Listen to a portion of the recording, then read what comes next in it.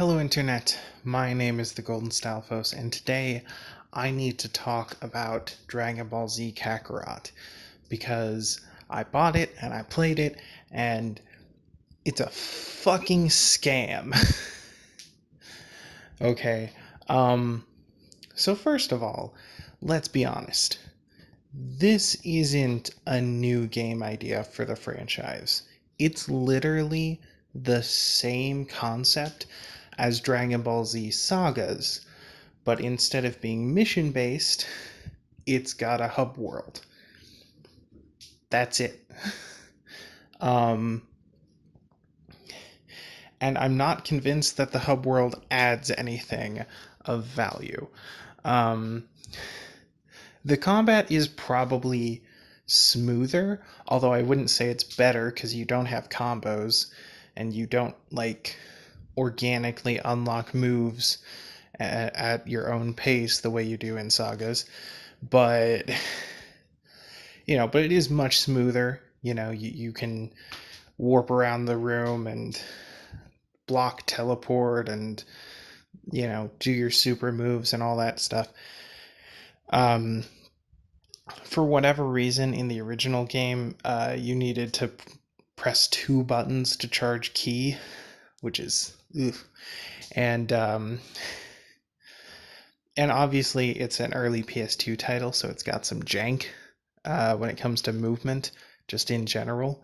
Um, and the lock-on system requires you to hold down a button to lock on, which is not ideal.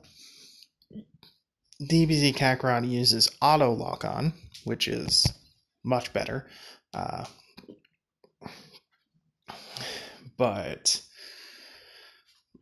it also makes all the battles take place in their own special world, separate from the rest of the environment you're exploring, for no real reason. Like, they just are separate because they wanted it to be separate. Yeah. I guess it's so that each battle can be, framed like a Final Fantasy random encounter where you square off against the enemies in a dumbass scene at the beginning, and then at the end you get a little screen that says how much experience you got and keeps you from getting back to the game for just a few seconds. Like, it doesn't take up the whole screen or anything, but it there's a transition that has to happen between the battle mode and the regular exploration mode.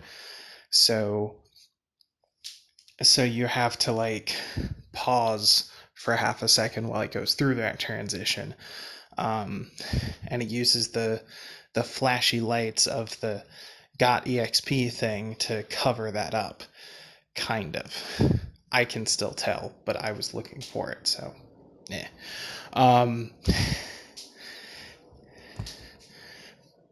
whereas in sagas, all combat happens while you're moving around, right? You have the same controls in and out of combat. Combat just happens while you're exploring. Both games feature the same level of combat, though. Let's be honest. When you run up as a Cyberman in DBZ sagas, nothing interesting is happening. You're just comboing off on those fools, or more likely hitting them with Ki Blast from a distance. And that's it. No one cares. And the same exact thing happens in DBZ Kakarot. Like, when a random enemy approaches you and unfolds their entire party, because they do that. You're basically just facing 3 or 4 of the exact same enemy. Maybe they have a helper drone or two that restores their health for reasons. And that's it. They're boring, uninteresting. You wish they weren't there. They slow down the pace of the game. The only difference is you can't continue exploring while those guys are after you, and you can't just, kill them off with one or two attacks because they're scaled to your level. So they're always a pain in the ass to kill, and it always takes a couple of minutes, even though it's never actually a challenge. And they never give experience that's worth it at that level, right? Like, no matter what level you're at, the random encounter enemies give like 0.001% of a level, even if they're a higher level than you. It's ridiculous. Why are they here? Why is there an EXP mechanic if all of your levels are gained through story missions? Is it because they knew they were going to add DLC where you could train in the post game? I think that's why.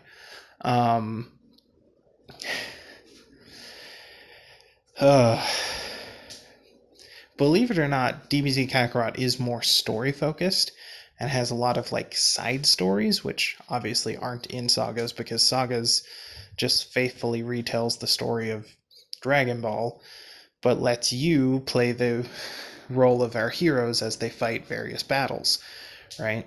You get to explore Namek and beat up the Ginyu Force and all that stuff. And it's really interesting because Sagas is a better game overall. Like, when you're running around in Sagas, you can find items that permanently upgrade your health and ki when you collect enough of them. You can find tokens that can be spent on upgrades to expand your combo list or add combat utilities that aren't there at the beginning, and or to unlock new super moves, things like that. And it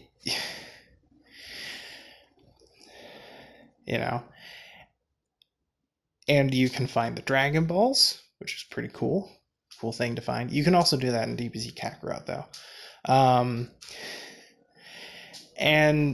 But basically you're just exploring the areas around a boss fight, right? Like, there's a boss fight arena, and leading up to that is a mostly linear path that just shows off some of the terrain of that section of the plot and has a few Cybermen in it and a few collectibles in it.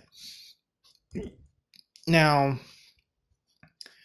overall, I think the combat, like I said, is kind of jank in DBZ Sagas, but it doesn't have you doing any extra shit, right? Like, you just walk through the area and hit the boss fight. Golden. And when it does want to tell you story through cutscenes, it uses shots from the anime because why wouldn't they? Like, they have the rights to it, and you can't possibly do a better version of that through in-game cutscenes, so just use the anime ones. Why not? There is something to be said for the, congruentness of having your in-game models be in your cutscenes, but also your in-game models look like shit, so they shouldn't be in your cutscenes because it makes your cutscenes look like shit. So also, this is a video game. You don't have the time or the resources to tell the full story of the anime or the manga, so all you can really do is take a cut down version of that, squeeze it into 30 seconds on either side of a mission, and then let the player play through the mission, right? Which is what both of these games do in essence, but DBZ Sagas does that flat out. It just cuts up a montage of stuff from the anime that's relevant to this mission you're going on, and then plays it, and then lets you play after that. Whereas in DBZ Kakarot, what you do is you start in one random spot in the hub world that's nowhere near where you need to be. Then you warp over to the spot in the hub world where you do need to be. Then you talk to an NPC, and a splash screen comes up, and then they start you putting up dialogue boxes, and you can't move your character around anymore. All you can do is hold X to speed up the dialogue boxes, because God knows we don't need to read this shit again. We've played every Dragon Ball game ever. We've played sagas. We've seen the anime. We've read the manga. We don't need this shit. You know? So they do that. And then sometimes, while, in the middle of that, they'll insert a cutscene that just uses the 3D models from the game, which again look like ass. Like, seriously, they're a higher resolution than the PS2 models, but they honestly don't look any better. They really don't. Like, the resolution doesn't make a difference. The models look shit. They look like absolutely zero effort was spent on them. And it's even more baffling because I've played other Bandai Namco games recently that had much better models. Code Vein and Jump Force are both games that have anime as fuck characters and look brilliant. And they're both published by Bandai Namco, and they both came out before this. So, no excuses, bitch.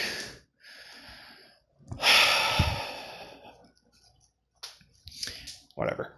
I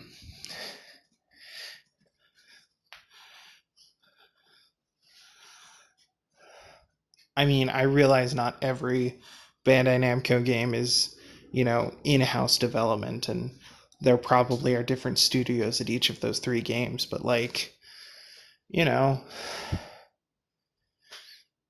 if you're working on a new Dragon Ball game that's going to be the hypest shit ever, and you want it to look as good as possible to represent the story as well as possible, why would you skimp out on the models? You've seen Jump Force. That came out like 3 years ago, so you definitely saw that. So just, look over their shoulder, ask them how they did it.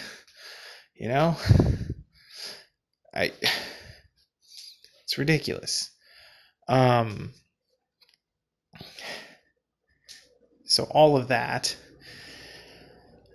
and and those cutscenes can be skipped more traditionally. You press the start button, and then a pop-up appears as like, do you actually want to skip this? And like, yeah, I do. And then usually that'll put you back into a different section where you have to hold X to fast forward through the dialogue. And I'm just like, God, please end it. Please end it.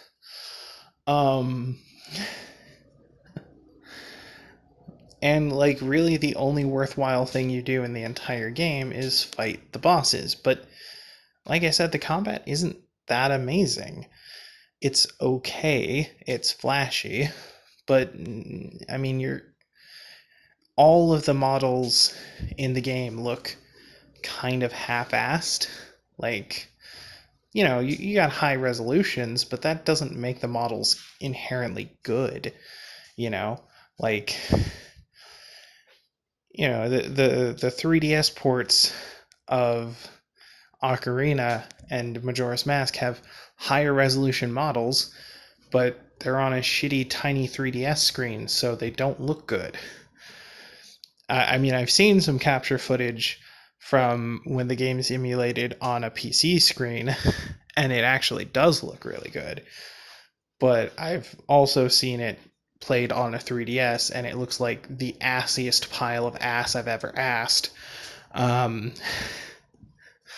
So, there can be other factors besides the resolution.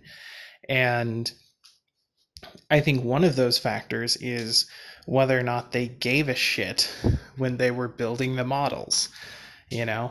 Like, how much time and energy did they put into these models? How much time and energy did they put into the way the models move? Because, quite frankly, I don't know how they managed to make these models move because they do not look mocapped. It's so janky and unnatural. I don't know how it could be motion capture. But then, what else would you do if not mocap? What else is there? Why would you do anything else? Is there a cheaper method? Is that why? I don't know. But the models don't move in a way that looks human, and they don't move properly in cutscenes, especially. Like, in combat, the moves mostly just are fine, because it's just punching and kicking and whatever. But when they're doing cutscenes, like, it's worth noting that the head model is a solid object, so there's no mouth movements like what you would expect from a AAA title of, I don't know, 6 years ago.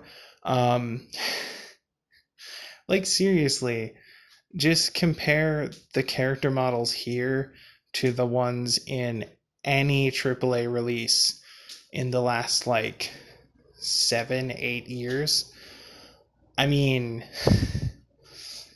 like, it's ridiculous. This looks worse than basically any PS3 title, in in regards to the 3D models.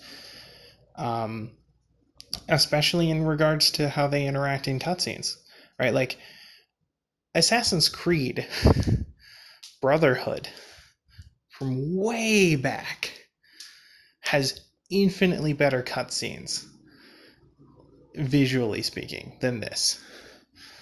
You know, and that game definitely has a touch of the early PS3 jank, right? Um, and yet it looks so much better than this, which is insane because this is developed in Unreal 4. It should look better than a game that was developed in Unreal 2 or 3. I can't remember which version they were at back then, but that was a fucking long time ago. I wouldn't be surprised if it was 2.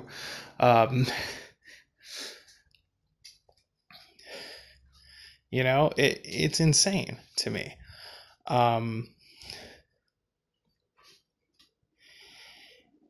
And I I just have no words. Like you expect an old PS2 game to look a little jank, to play a little jank. But a game that came out this year, that's had 6 months to patch out all the fucking problems and still looks this bad? It's just ridiculous. I don't understand it at all. So there is that. Gameplay-wise, DBZ Kakarot doesn't really offer anything new, though. You can fly around, and there are decent-ish controls for that. They take a little getting used to, but it's about as good as you can ask for. Not amazing, but, it's Dragon Ball. You don't really expect that much from a Dragon Ball tie-in game. And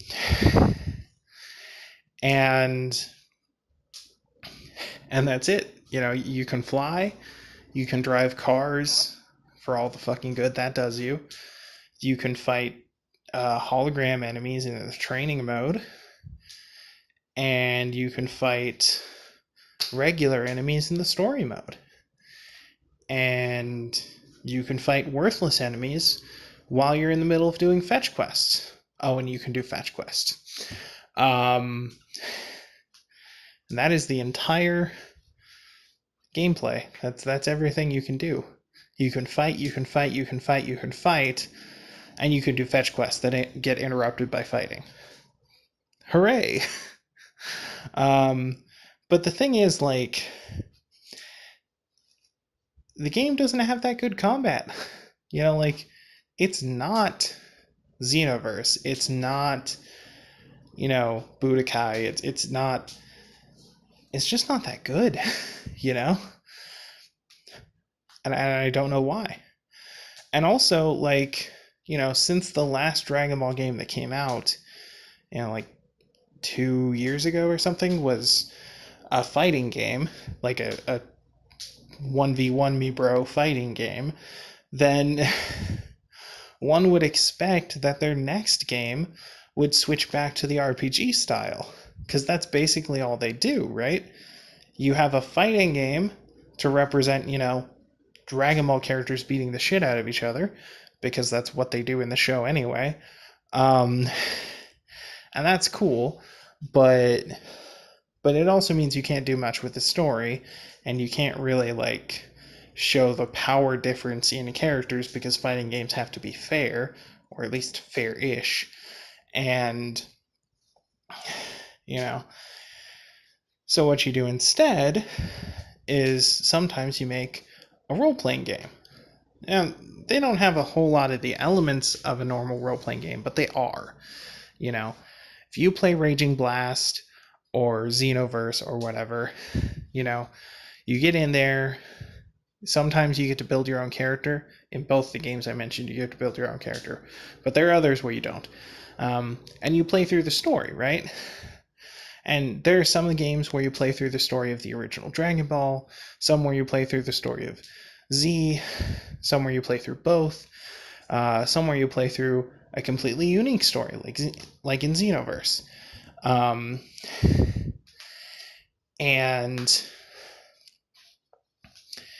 that's basically what you do, You upgrade your character, you unlock new characters, you see the power gap between characters and the cool things that this character can do and that character can't do, and you just show off all the different stuff.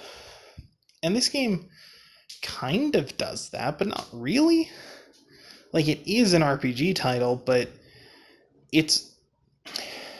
all of the combat is framed the same way.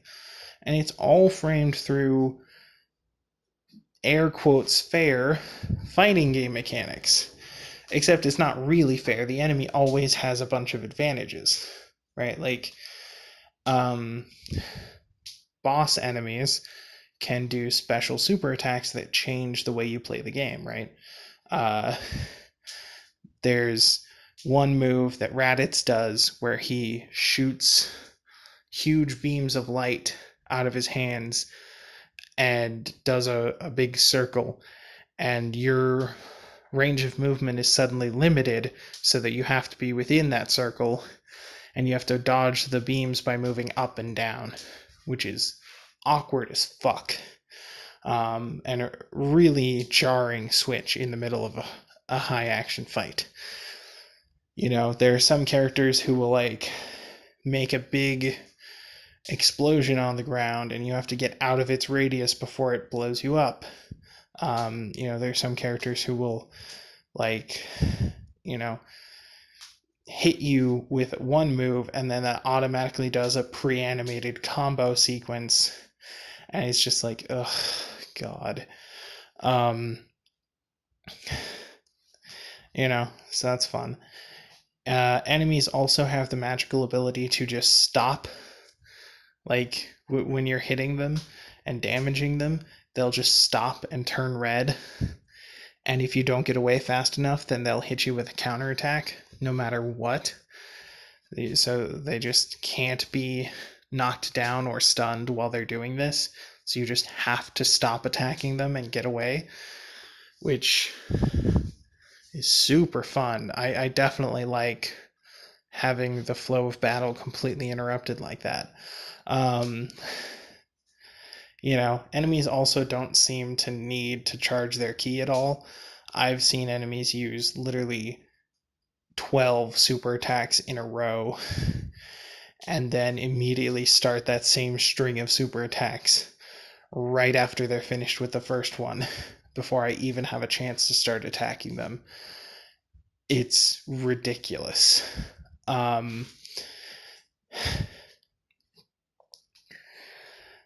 you know, enemies also can't be stunned, at least not as easily as the player can be.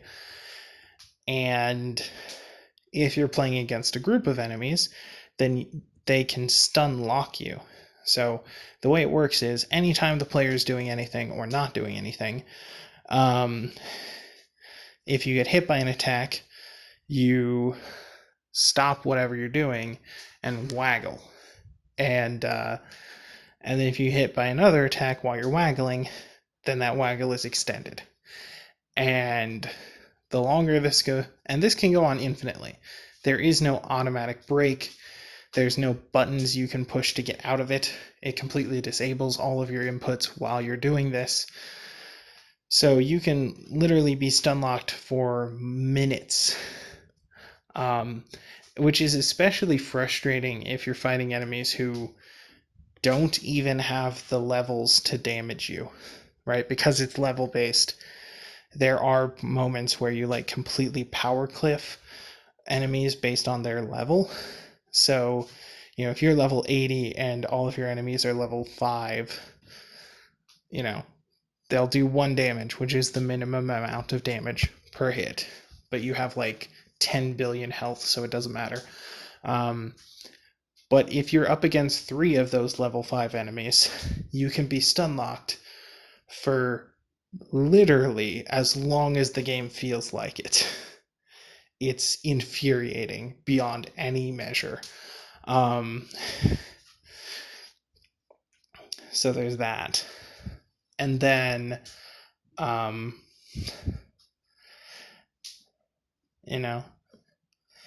there's the way transformations are balanced. Like, for some reason, they're balanced. Like, why? Why is this balanced as if I'm going to be using it in competitive play or something? This is a solo campaign. Let me have my OP transformation. Like Super Saiyan 1 gives you plus 20% damage, and Super Saiyan 2 gives you plus 40% damage, and Super Saiyan 3 gives you plus 100% damage. They can all be upgraded, but like, come on, guys. What is this? Just do better, right? Like, just make it actually reflect the power boost those transformations give. I don't care if certain enemies can't be approached in base form because they're meant to be fought in Super Saiyan. That's fine. That's how Super Saiyan is supposed to be used.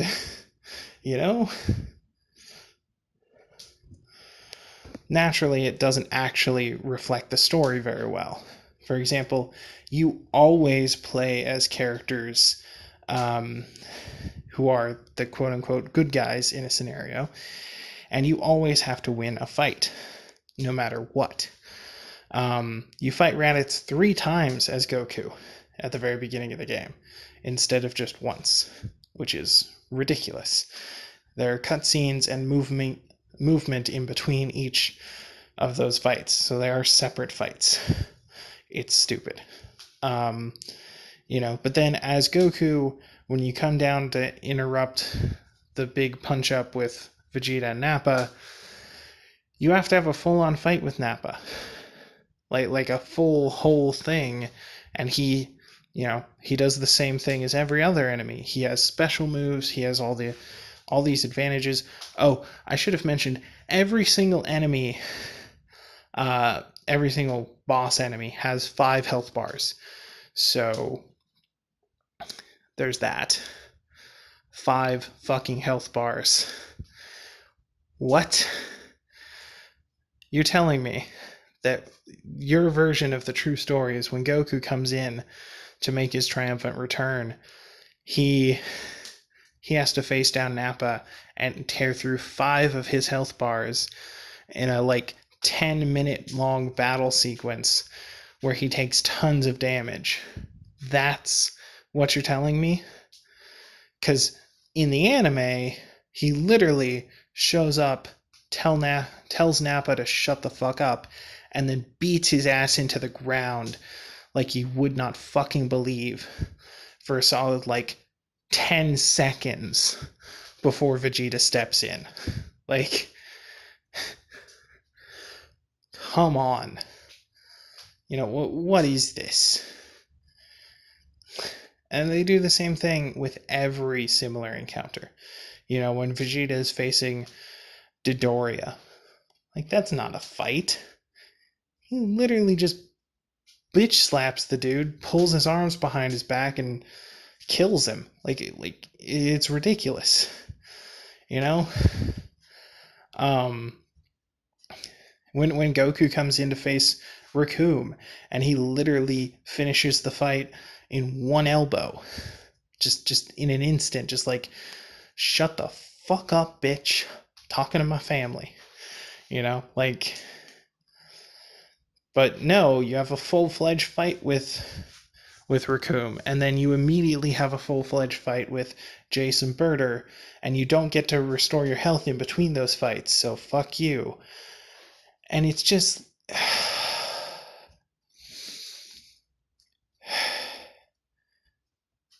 like, and again, Jason Birder both have 5 health bars, and you have to win every single fight. Even when you shouldn't be winning, right? Like, at one point, you play as, well, like, right at the beginning, you play as Goku facing off against Raditz when he comes to the island, to Master Roshi's island, right? And again, that's not a fight. Raditz literally punches him in the stomach and flies off. Goku doesn't do shit there. He shouldn't be able to do shit there, There's a sequence where Gohan has to solo fight Frieza for a second, and he does. And it's just...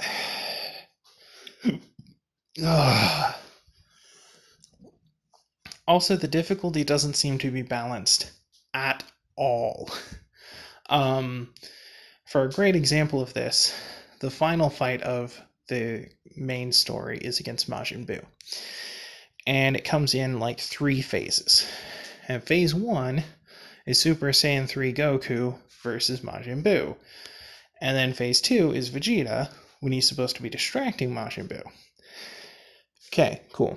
Thing is, in phase 1, Majin Buu was untouchably hard. Like, I couldn't believe they put in a boss this aggressive and with this many super moves all in a row and just like completely bum-fucking you 100% of the time. I did everything I could, every trick I had learned throughout the game. I spammed my super attacks. I used my power bomb to its utmost, the spirit bomb. I did everything I possibly could. He just continuously wiped the floor with me. Eventually, I decided I was probably somehow underleveled for this, so I left, and I went back to the story mission just before that. And there was a training area, so I was like, okay, I'll train up Goku. We'll see what else I can learn. And the only other thing I could learn was the Dragon Fist. But in order to learn the Dragon Fist, I needed to beat 3 level 70 Gokus.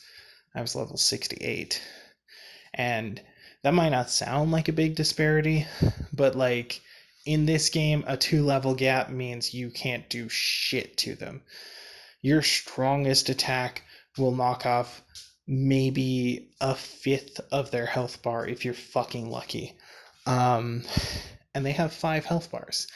So you're going to have to use your strongest attack like 50 times and pray that you can do that without getting beaten the shit out of you, because even their weakest attack can tear through half your health bar in a single hit. And, it's 3v1. But somehow, through the almighty power of Spirit Bomb spam, I was able to get through that fight and learn Dragon Fist. And then I used it on Majin Buu, and it did more damage than the Spirit Bomb, and more damage than the Kamehameha, but it only ate through 1/4 of his health bar.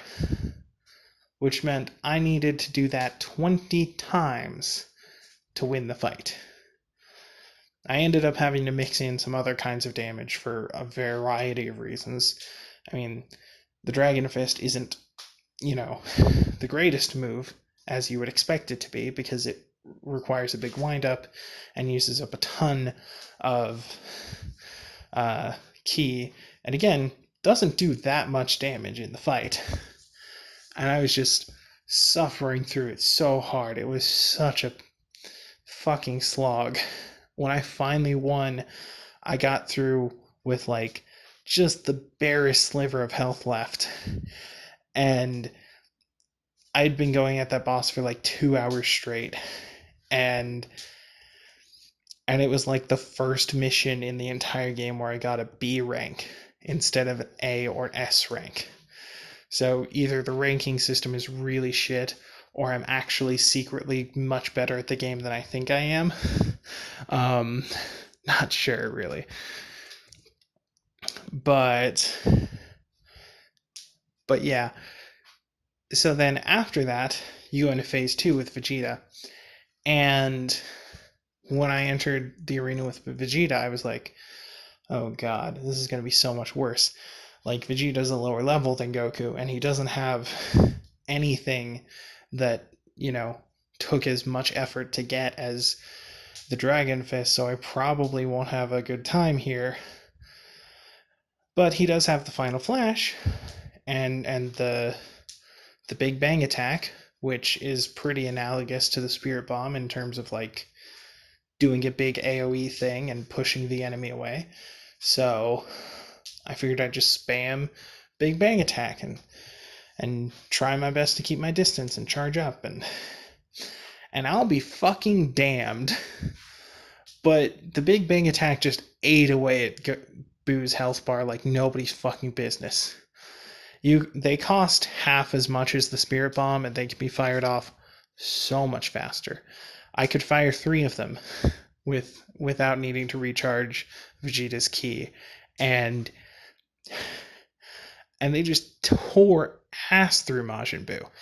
And because they push the boss back and deal tons of damage, I actually didn't even get hit during that entire fight because Majin Buu was too far away from me and too busy getting hit by the Big Bang attack to do anything. And I'm just like, someone fucked this up. Okay? Goku should not be struggling harder than Vegeta in the same fight when Goku is a higher level. That's ridiculous. Oh, by the way, I was the same level as Majin Buu when I was fighting him. So, when I was fighting him as Goku.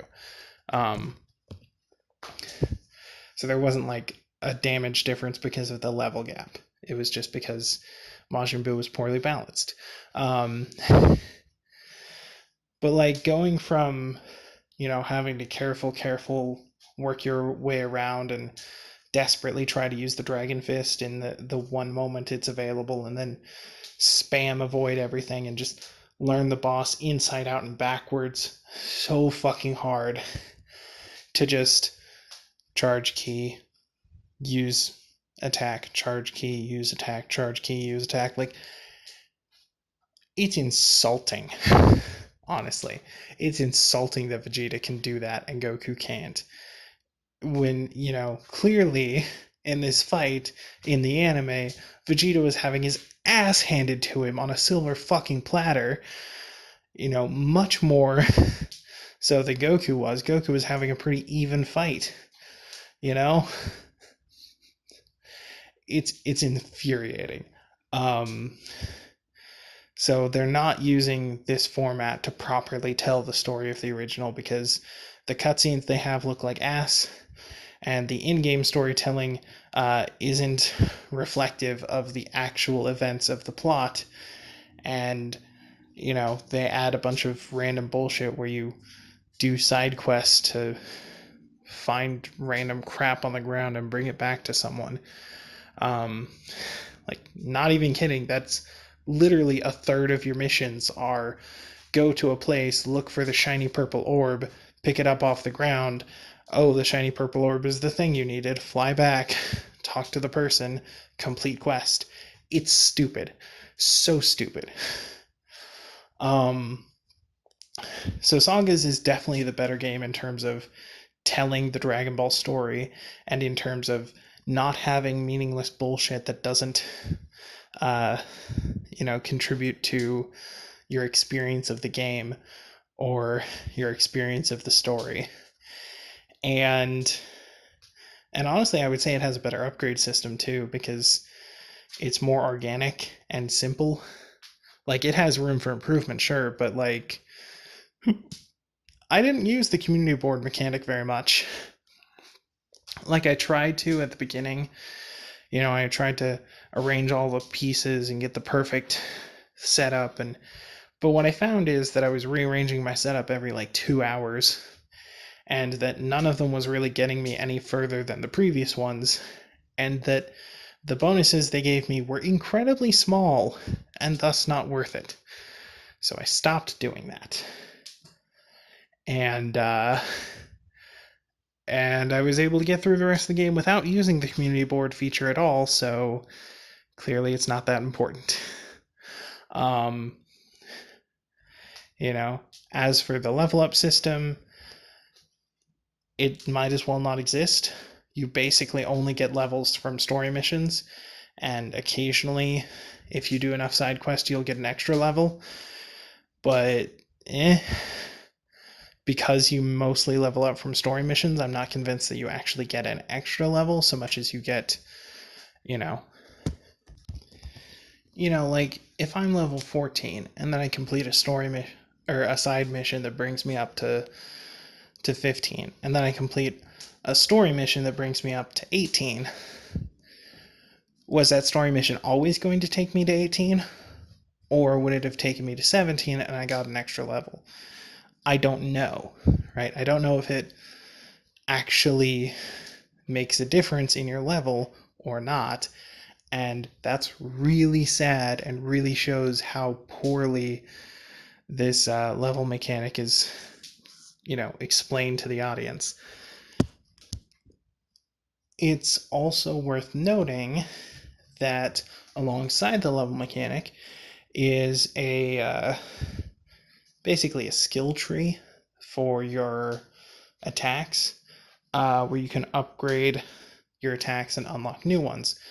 Most of the new ones have to be unlocked through training, though, so really you can only use the tree for so long before you have to go to a specific spot on the map and interact with a separate menu and then do a fight, and then you can unlock a little bit more of the tree. But usually you have like 3 or 4 of them all at once, so you have to do 3 or 4 fights all at once.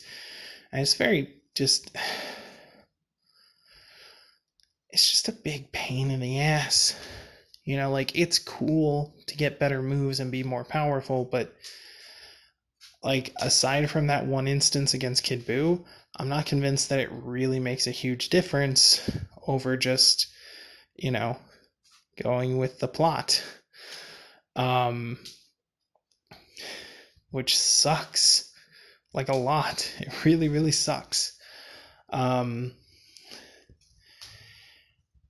Yeah. Yeah, I don't know why it's like this. The game just isn't very fun. It doesn't really have anything unique to offer. When you're in the overworld, like I mentioned, all you can really do is complete fetch quests and fight people. Or, well, not really people, but, the generic random encounter things. I mean, there's a little bit more variety than just Cybermen. You can run into the pirate robot from that one episode of Dragon Ball back during the Red Ribbon Army arc. I don't know why that pirate robot is around. It's really weird. There are also a lot of Red Ribbon Army bases and stuff, so maybe they were originally planning to do, like the entire story from Dragon Ball on up and, have the Red Ribbon Army play a role in that and stuff, but that ended up not happening. So, And also, that pirate robot wasn't developed by the Red Ribbon Army. It was developed by the pirates who died in that cave. Um, but yeah, you fight a bunch of those, and then at some point you unlock the ability to fight Cybermen as well, and then at some point you unlock the ability to fight Frieza soldiers as well, and then at some point you unlock the ability to fight different robots that are labeled as Red Ribbon Army this time. And that was the last one I noticed. I didn't notice any new ones during the Boo Saga or after the Boo Saga. Of course, there are different colored versions of these things to make them more powerful, and it's just so basic and dumb and totally uninteresting. You know? I have heard frequently that people don't like sagas. I'm not really sure why, but I've heard that they don't. But I would say on basically every front, Sagas is a better game than DBZ Kakarot. It's the same game concept, but without all the extra bullshit added on to pad out the runtime and make you more aggravated at the game.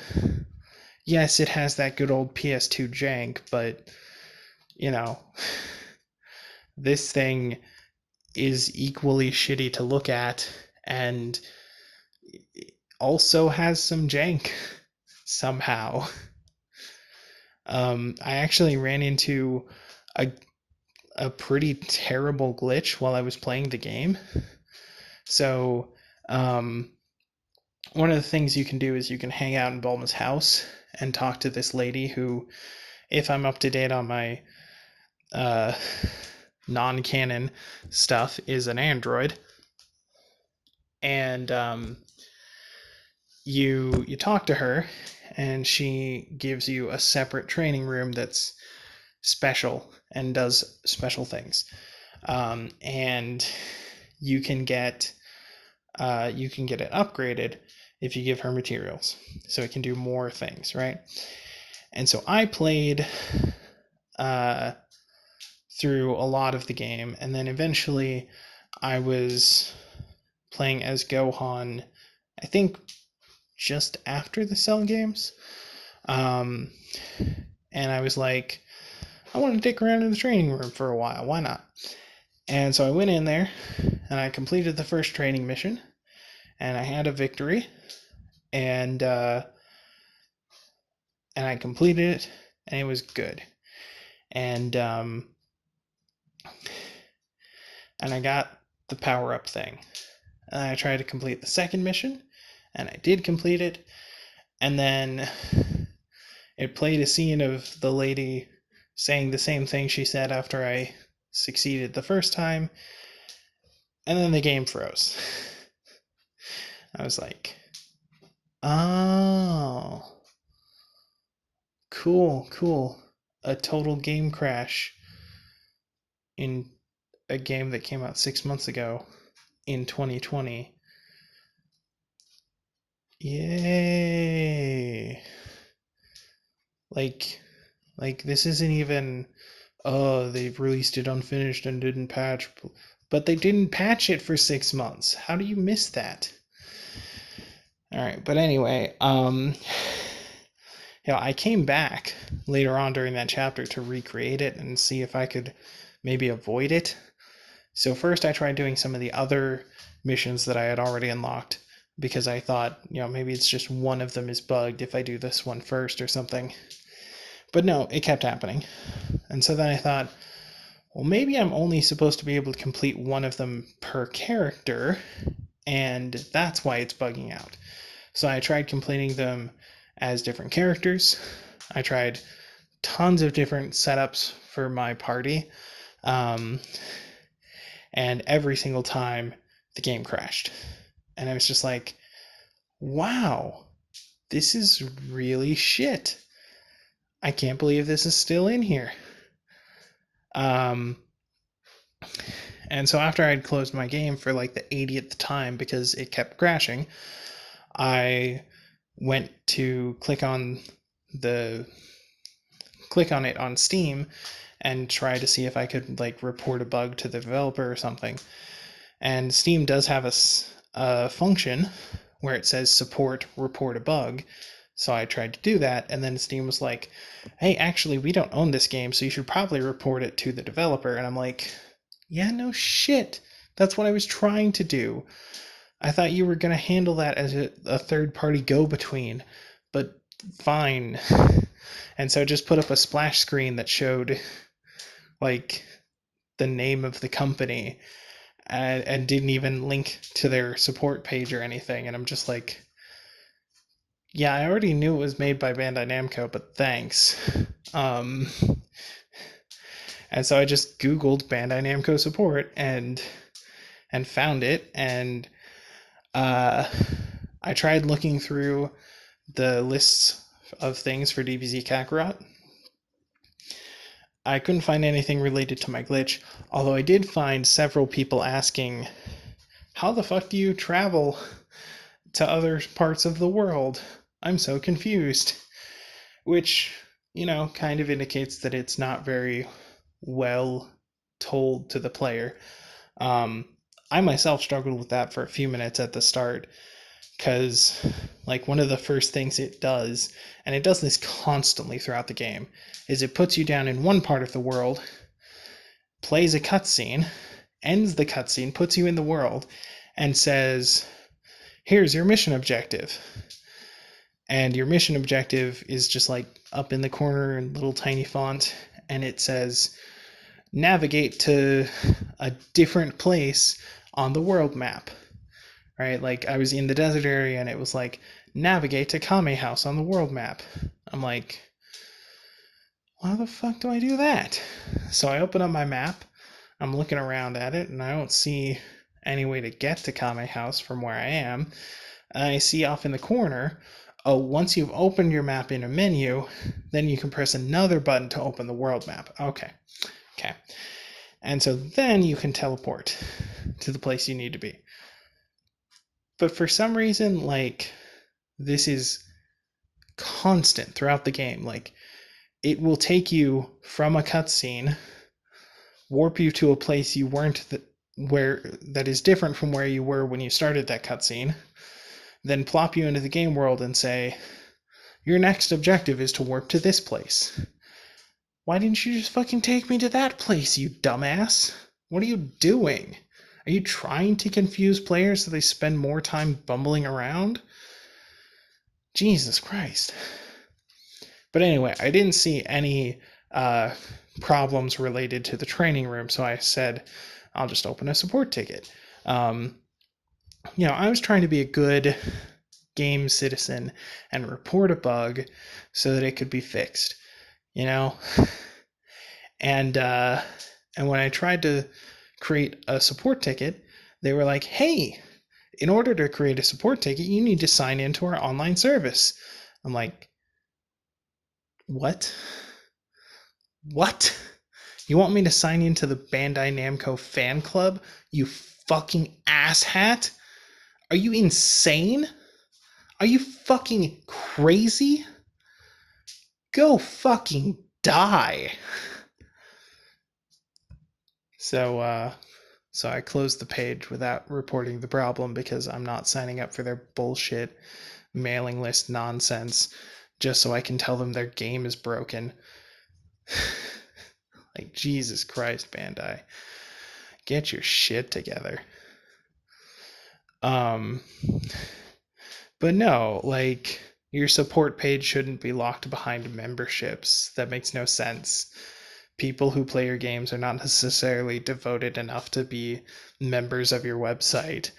And, sometimes they just want to say, hey, this part of the game is broken. Maybe you should fix it. Maybe you shouldn't close that off so that you don't know about it.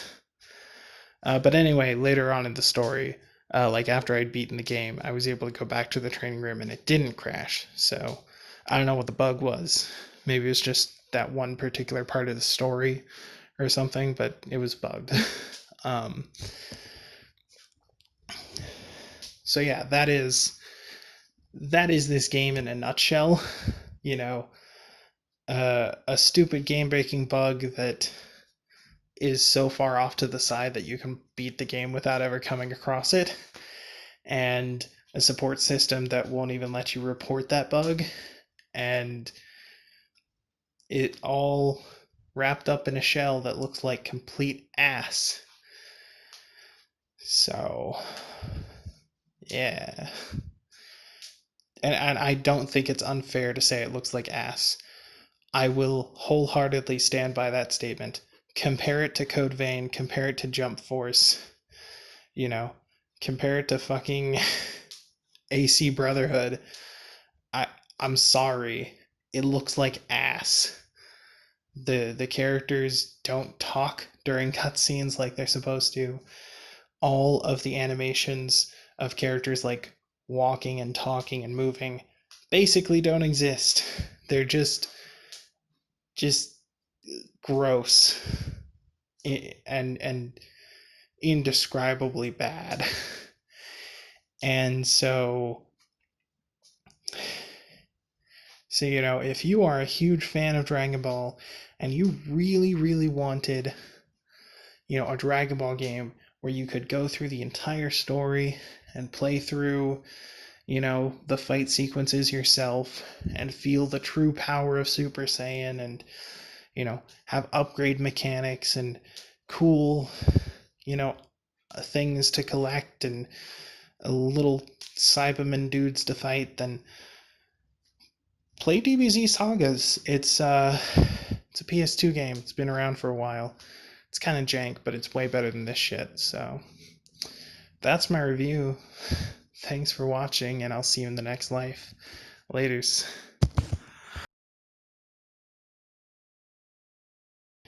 Okay, end card time. I'm supposed to tell you to like, comment, subscribe, all that stupid YouTube shit. There's a bell thingy, whatever. I have all the social media stuff: Facebook, Twitter, Twitch, YouTube. Mostly I use Facebook and Twitter to tell you about my Twitch and YouTube uploads. I've got a Patreon, but Patreon is one of those things where people who can afford to throw away money give money to people who can't. And so if you can't afford to throw away money, then you shouldn't be doing that. And if you can afford to throw away money, consider charities. There's a pandemic, there's global warming, there's millions of people in the world who don't have toilets, which is just awful. So I've linked a few charities in the description down below in case you're interested in that. And if you can't donate money to a charity, consider donating some of your time, because that's also very useful. And yeah, thanks for watching. Bye.